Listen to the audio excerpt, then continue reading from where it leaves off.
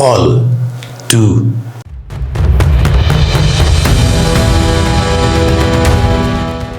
Two women, their exact relationship, intentionally flexible, best friends, sisters, or partners in adventure, share a bond forged through shared risk. They are not professional climbers or thrill seekers by trade, but individuals who have previously survived a high-altitude catastrophe together. That first ordeal, the events of the regional fall, left them physically scared and physically fragile, yet strangely addicted to conquering heights. They returned to the vertical world not out of recklessness, but because flat ground feels more dangerous than the abyss. The only person who understands their trauma is the other woman standing on the ledge beside them. They are ascending a remote rock formation, a natural tower, an abandoned reduced pier, a forgotten geological anomaly. When the mountain itself betrays them, a seismic event, a destabilized cliff face, a chain reaction rock slide erupts without warning. The ascent ladder, the hang cables, the fixed ropes, all vanish in a thunder of debris. When the dust clears, the two women find themselves standing on a single surviving platform, a narrow plank of corroded metal or fractured stone, no wider than a boat. Above them, unclimbable sheer rock. Below them, 3,000 feet of empty air. The plank is already cracking.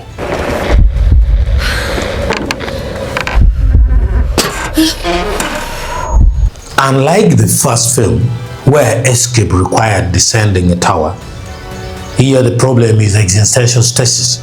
Any movement redistributes weight. Any redistribution accelerates the plank's failure. They cannot climb up. They cannot rappel down. They cannot jump. Their only tools are what they carry on their bodies.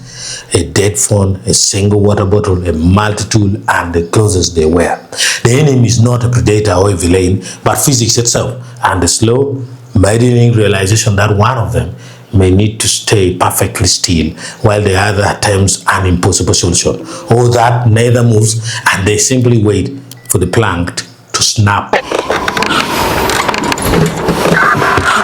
Please let me know you can hear me. Come in. The mountain is indifferent. The real antagonist is the human mind under sustained, unbreakable terror.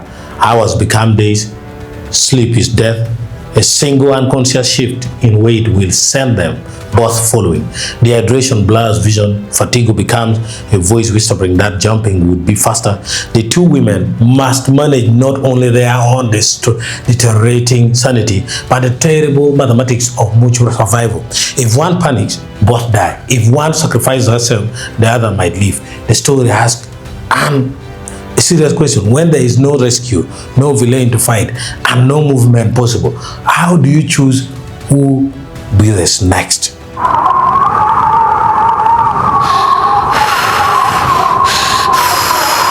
The plank splinters in stages.